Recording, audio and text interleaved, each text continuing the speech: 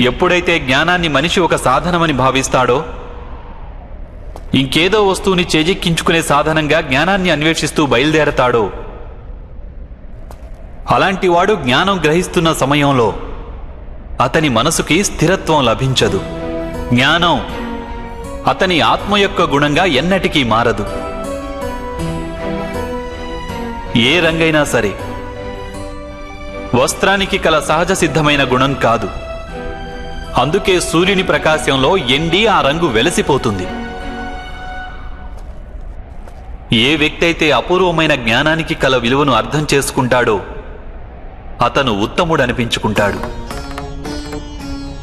కానీ ఏ వ్యక్తి అయితే ఇంకేదో పొందాలనే ఆశతో జ్ఞానాన్ని సంపాదిస్తాడో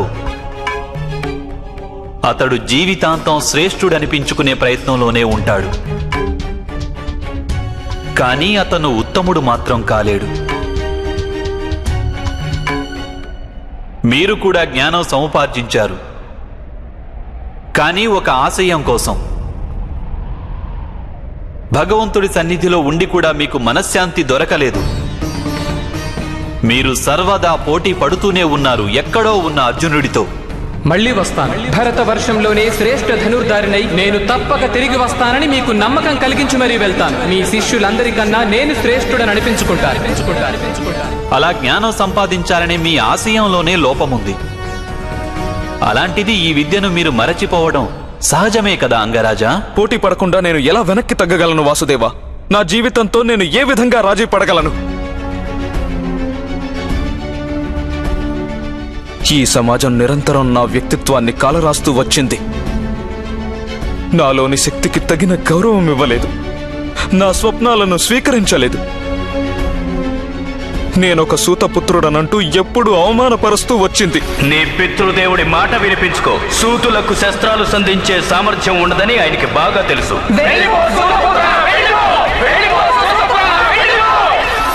ఈశ్వరుడు ప్రసాదించిన సామర్థ్యంపై మనిషికి అధికారం ఉంటుంది వాసుదేవా. అలాంటిది ఈ సమాజం ఎవరినైనా అధికారం పొందే అర్హత లేదని ఎలా చెప్పగలదు? ఆ విధంగా చెప్పడం నిజంగా ఘోరాపరాధమే రాధేయ. జాతి పేరిట వివక్ష చూపడం, మానవ కల్పిత విభేదాల ఆధారంగా ఎవరైనా ఒక వ్యక్తిని కానీ లేదా సమాజంలోని ఒక భాగాన్ని కానీ అధికారం నుంచి, అవకాశాల నుంచి, సంపద నుంచి లేదా ప్రతిష్ట నుంచి దూరం చేయడం అది మానవత్వానికే విరుద్ధం. మరిందులో నా దోషమేమిటి వాసుదేవా? పరాభవాలకు తలవంచకుండా నేను ఈ సమాజాన్ని ప్రతిఘటించాలనుకున్నాను. నా జీవితాన్నే పణంగా పెట్టి నా అధికారాన్ని పొందాలనే ప్రయత్నం చేశాను. ఇందులో నా దోషమేముంది వాసుదేవా? అంగరాజా, ఒకానొకప్పుడు పృథ్వీర్యుడి పుత్రుడైన కార్తవీర్యార్జునుడు అనే పేరున్న ఒక క్షత్రియ రాజు జమదగ్ని మహర్షిని హతమార్చాడు. మహర్షి పుత్రుడు అప్పుడేం చేశాడో తెలుసా మీకు?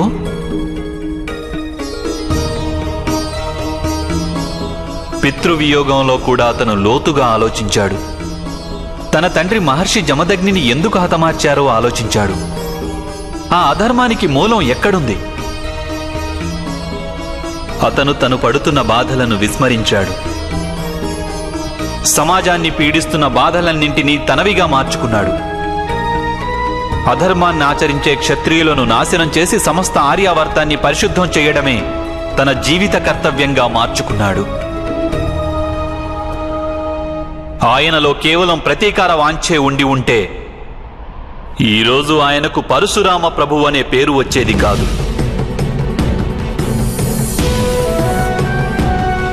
అవును రాధేయ, మీరు ఎదుర్కొన్న కష్టాలు, అవమానాలు అన్నీ వాస్తవాలే. కానీ వాటి పట్ల మరోలా స్పందించి ఉంటే మీరు ఈ సమాజాన్నే ఉద్ధరించి ఉండేవారు. మీ జీవితం కూడా సార్థకమయ్యేది. మీలాంటి శక్తి సంపన్నులైన మనిషి చేయూత ఒకవేళ విధివంచితులైన ఇతర మనుషులకు లభించి ఉంటే ఎన్నెన్నో జీవితాల్లో సుఖ సంతోషాలు విరాజిల్లేవి. ఈశ్వరుడిచ్చిన ప్రతిభ మీ దగ్గరుంది, సామర్థ్యం కూడా ఉంది. పరాభవాలు మీకు అనుభవపూర్వకంగా తెలుసు. కానీ మీరు మీ జీవితాన్ని వారికి అంకితం చెయ్యలేదు. మీరు మీ జీవితాన్ని సమర్పించుకున్నది ఆ దుర్యోధనునికి. అతని పక్షాన కేవలం అధర్మం ఉంది, అది తప్ప మరింకేం లేదు.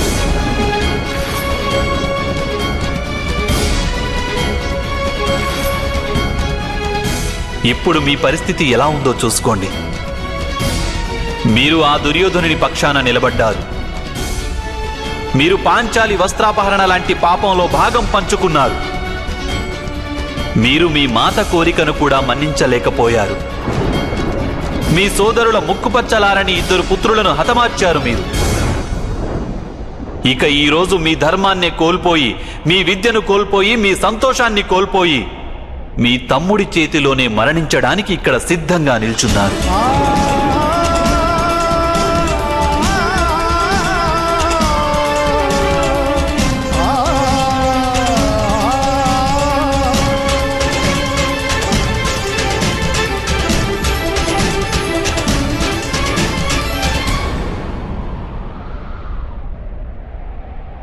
మీరన్నదంతా యథార్థమే వాసుదేవా.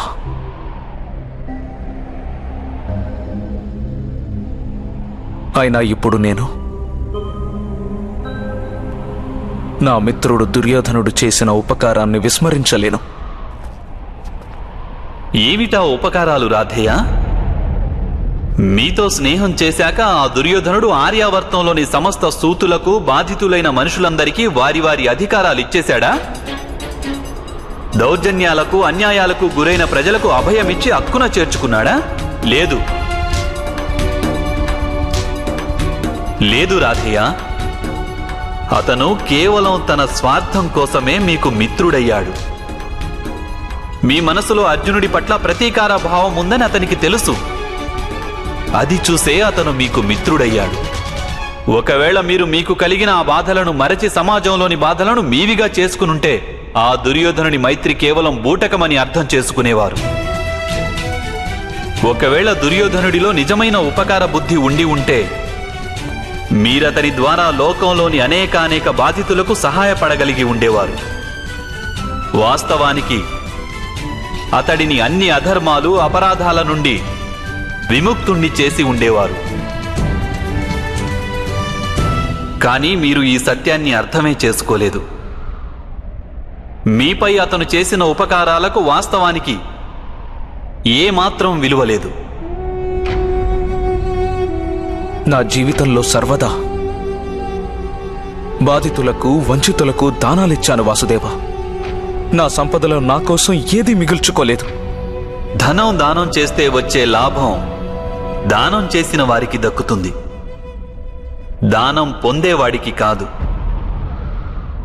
ఒకవేళ మీరు మీ సామర్థ్యాన్ని మీలా బాధపడుతున్న వారిని స్వతంత్రులను చేసేందుకు ఉపయోగించి ఉంటే లోక కళ్యాణం జరిగి ఉండేది రాధేయ. దక్కవలసిన అవకాశాలను సమాజం మీకు దక్కతున్నారు. కానీ ఈశ్వరుడు మీకు ప్రసాదించిన దానిని మీరు గుర్తించనేలేదు.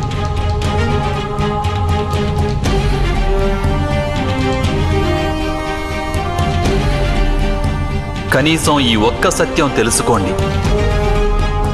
ఏ వ్యక్తి అయితే సమాజం కోసం జీవిస్తాడో దానివల్ల అతనికే లాభం చేకూరుతుంది. కానీ ఏ వ్యక్తి అయితే కేవలం స్వప్రయోజనాల కోసం జీవిస్తాడో అతనితో పాటు అతనుండే సమాజానికి కూడా అతని వల్ల నష్టం వాటిల్లుతుంది.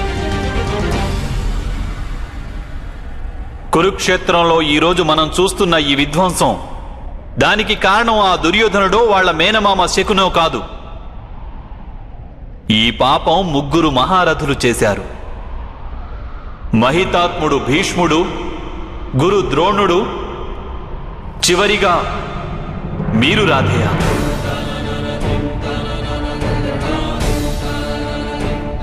మీరు 3 మీరు నమ్మిన ధర్మ సిద్ధాంతాలను త్యజించి లోక కళ్యాణం గురించి ఆలోచించి ఉండి ఉంటే, దుర్యోధనుడికి సహాయం నిరాకరించి ఉండి ఉంటే ఈ యుద్ధమే జరిగి ఉండేది కాదు.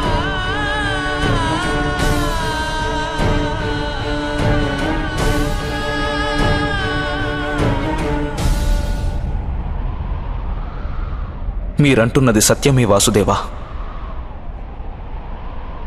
సమాజానికి అధర్మం చేసేవారి వల్ల కలిగే హాని కంటే అధికమైన హాని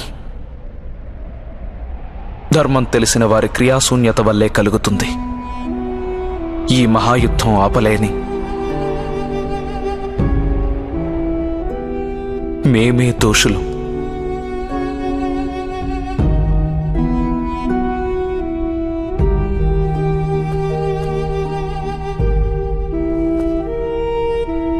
ఇప్పుడు సమయం ఆసన్నమైంది రాధేయ.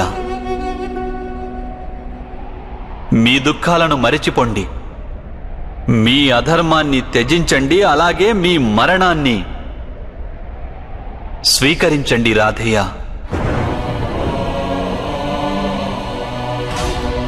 ఇందులోనే సమాజంతో పాటు మీ శ్రేయస్సు కూడా ఉంది రాధేయ.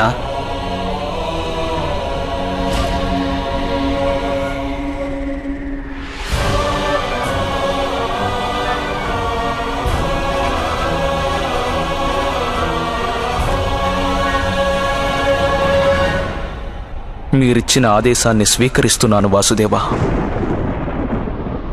మృత్యువుని కూడా స్వీకరిస్తున్నా. మా కుంతీమాతకు చెప్పండి,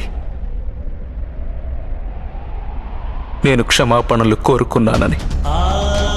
అలాగే పాంచాలికి చెప్పండి, యుద్ధభూమిలో నా రక్తాన్ని ప్రవహింపచేసి ఆమెకి జరిగిన పరాభవానికి నష్టపరిహారం చెల్లించానని. కానీ నన్నింకా ఓ ప్రశ్న వేధిస్తోంది వాసుదేవ. నా సామర్థ్యానికి గుర్తింపు నాకు ఎప్పుడూ లభించదా?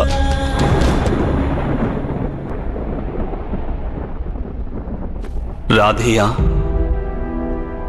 మీ చేతుల్లో మీ ధనుస్సు కూడా లేదు. మీ రథచక్రం భూమిలో ఇరుక్కుని ఉంది.